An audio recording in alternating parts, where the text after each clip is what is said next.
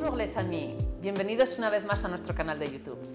Ya sabéis que siempre nos encanta recibir a los creadores y fundadores de las marcas y en cuanto tenemos la ocasión les hacemos una entrevista. En este caso, una de nuestras más recientes incorporaciones, Atelier Materie, tenemos la ocasión de entrevistar a su creadora, Véronique Lebihan. Bonjour Véronique, comment ça va? Bonjour Martha, ça va et toi? Ça va très bien, on est super content de pouvoir t'avoir ici au Secret du Marais pour que tu nous expliques un peu plus sur ton histoire, l'histoire de ta marque, un peu quelques anecdotes que tu puisses nous raconter et même si tu veux un petit secret. Ok? Tu es d'accord? Allez, parfait. On y va.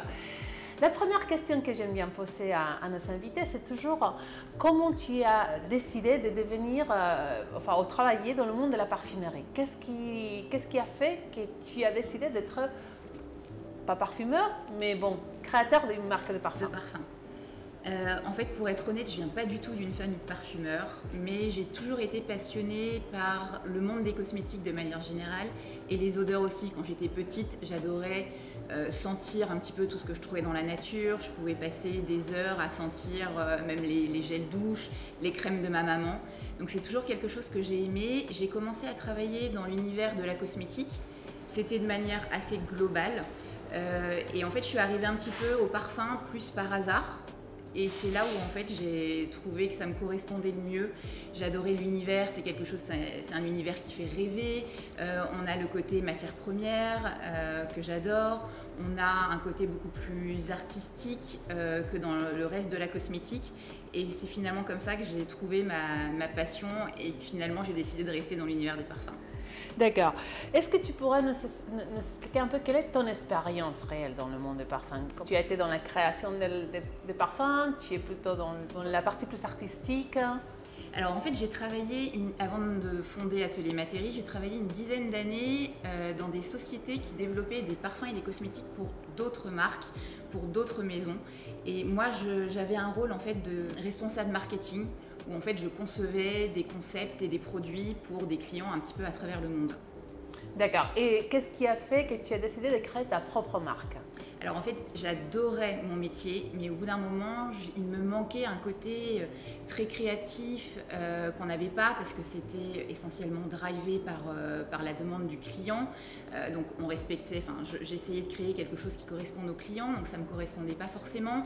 On était sur des choses aussi qui étaient assez commerciales et il y avait aussi un petit peu un côté manque d'éthique. Et j'ai voulu du coup redonner un petit peu un sens à tout ce que je faisais, en faisant quelque chose qui me corresponde plus, qui soit beaucoup plus artistique et également où je retrouve une certaine éthique au niveau de la façon dont je produisais et dont je créais mes produits.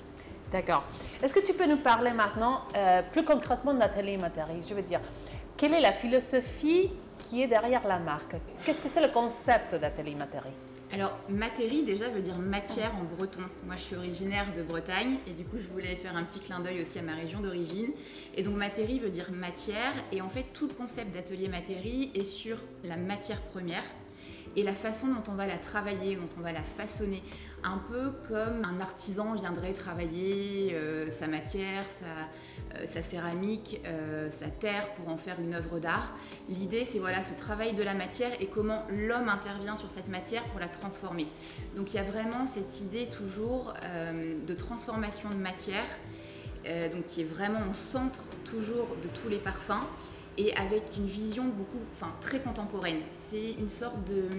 Je dis toujours qu'en fait, Atelier Materie, c'est l'artisanat, mais avec une vision très contemporaine. Oui, parce qu'en fin de compte, toi, tu es super passionné aussi par l'architecture et le design. Et en même temps, on voit cette relation très étroite entre l'artisanat et le design. On peut le voir parfaitement dans tes flacons. Oui. On va juste parler rapidement, mais j'adore la forme qu'il a, le flacon. C'est très organique, mais en même temps, les capotes, alors là, c'est fait en béton, c'est ça? En vrai béton, parce que là, quand on le prend dans la main, ça pèse lourd, quoi. On pourrait presque faire une maison avec.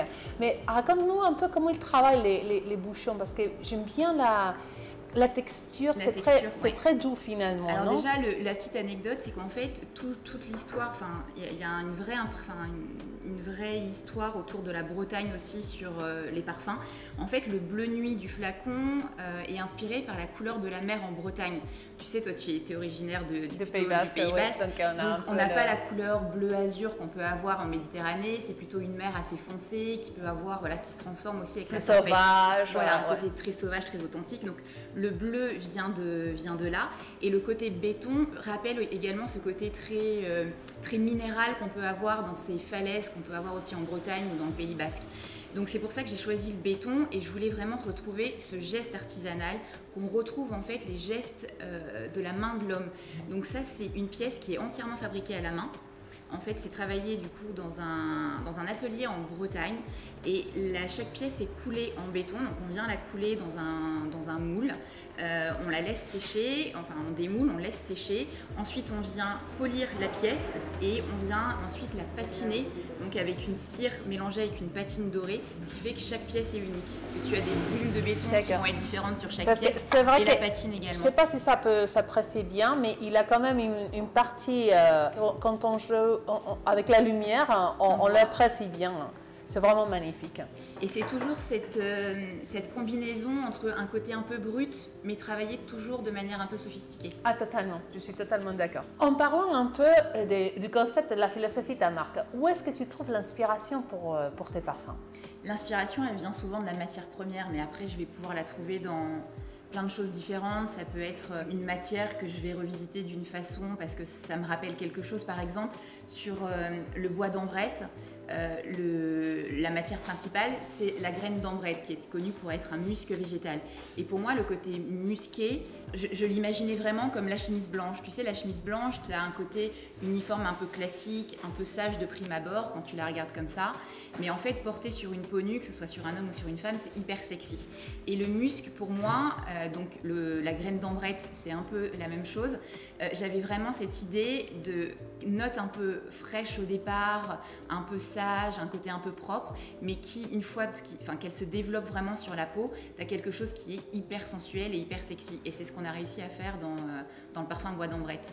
Donc l'inspiration, elle peut venir de plein de choses différentes, de voyages, de souvenirs d'enfance, de textures, de lumière, de vraiment... ça vient d'un peu partout, voilà, de l'art. N'importe quel moment. Exactement. En parlant de la matière première que tu utilises, est-ce qu'il y aurait, enfin chaque parfum a sa propre personnalité avec des différentes matières premières, mais est-ce qu'il y aurait une matière première que même si elle n'est pas présente dans tous tes parfums, mais que tu pourrais dire elle est à la base de mon concept aussi? Alors à la base, je ne sais pas si je pourrais dire ça, mais en tout cas ce qui est sûr, c'est qu'il y a une matière première que j'adore, qui est l'ambroxan. J'adore cette note qui est très sensuelle justement sur la peau, qui a un côté très peau, que j'aime beaucoup, et on la retrouve dans beaucoup des parfums, c'est vrai, et notamment dans le nouveau parfum qui sortira tout début 2022, on a fait une overdose d'ambroxan sur une autre matière première.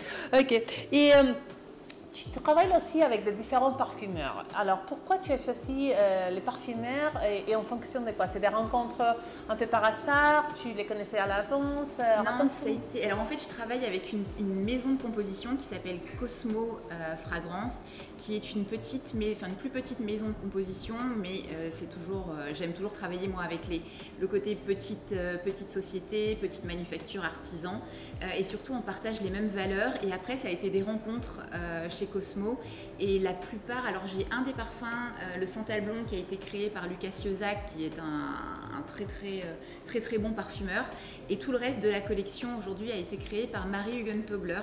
Et là ça a été une vraie rencontre aussi avec Marie, parce que le processus de création de parfum, c'est vraiment un travail main dans la main. Donc quand tu arrives à bien te comprendre, quand tu dis des choses et que tout de suite ton parfumeur comprend exactement ce que tu veux dire, c'est ce qui facilite aussi la création. Ça crée une connexion beaucoup plus simple. Et avec Marie, on a vraiment cette connexion, on s'entend très bien, on se comprend très bien, et elle sait très bien vers quoi je veux aller, elle comprend tout à fait l'univers d'Atelier Matéri. Donc c'est vraiment des rencontres ensuite. Ok. Et pour finir, bon, tu nous as déjà avancé que l'année prochaine on aura une nouveauté, mais je voudrais que tu nous racontes une petite anecdote. Hier, par exemple, à l'occasion de notre dîner, tu m'as raconté que tu avais eu une rencontre avec Francis Cordijan, qui avait eu l'occasion de sentir tes parfums et qui avait apprécié spécialement un de tes parfums, non? Oui. Tu peux nous dévoiler un tout petit peu des secrets de cette rencontre? Je peux, oui. Alors Francis avait eu la gentillesse de me recevoir un peu avant que je lance ma marque. Il avait vraiment pris le temps de me donner des conseils, c'était vraiment adorable de sa part. Et il avait senti du coup tous les jus de la collection et il avait eu un petit coup de cœur pour le poivre pomelo. Poivre pomelo, que moi c'est vrai que j'aime bien parce que c'est un hespéridé mais totalement inattendu. Non, c'est vraiment, ce qu'on le sent, moi j'adore. Nous qui en Espagne, on aime bien aussi les fragrances un peu fraîches, comme ça. Bon, je l'utiliserai plus pour l'été, peut-être le printemps, non, pour les moments de chaleur.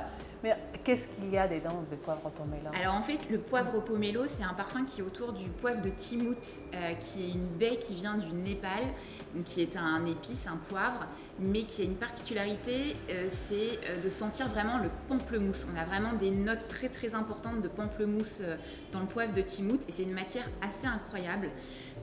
Et c'est une matière qui est exclusive justement à Cosmo Ingrédients avec qui je travaille. Et quand ils m'ont fait découvrir cette matière, ça a été un coup de cœur absolu. Et on a voulu vraiment la travailler ici en exaspérant en fait les notes poivrées, pétillantes et pamplemousse de ce poivre. Donc c'est vraiment l'idée d'avoir une fraîcheur mais avec une vraie tenue. Donc on a un parfum hyper lumineux, hyper pétillant, hyper frais, mais avec une jolie tenue sur peau.